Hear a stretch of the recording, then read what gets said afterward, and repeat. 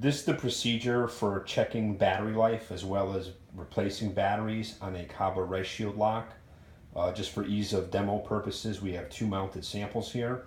And step one is if you want to go to the lock with a card or a fob encoded as a battery test credential within the software, as with this fob. To test it, you simply present the credential at the lock. If you get a green LED, that indicates the battery life is acceptable.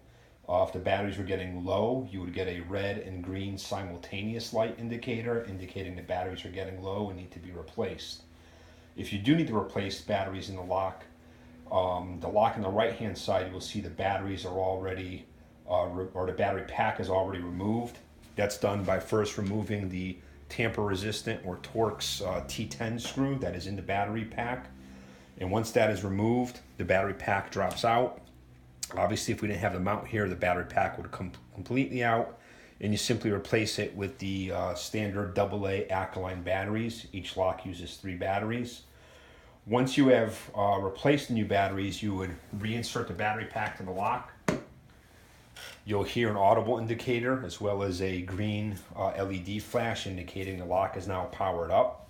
And you would obviously replace the security screw back in there as well.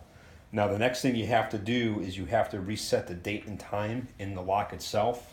And you're going to use that using your standard programming M unit and cable, as well as an initialization and programming fob. If you're familiar with the process of programming a lock, you can do the exact same thing to reprogram it, and it will take it'll take current date and time. However, there's a little bit of an easier step, especially if you're doing multiple locks, that I'll show for this purpose. And first you have to do is power up the M unit. And from the main screen, if you're already logged on, we're going to go back to the beginning here. You'll simply log on using your username and password. I'm trying to hold the light here for you. But whatever username and password you have, you'll log on. And instead of selecting door programming on the far right, there's an option for tools. You'll press that.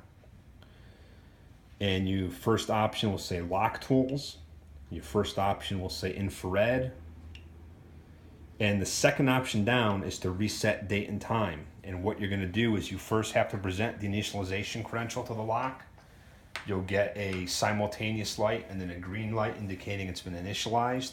You'll then put the lock in programming mode. The green light comes on. You'll attach your programming cable and you simply select reset time,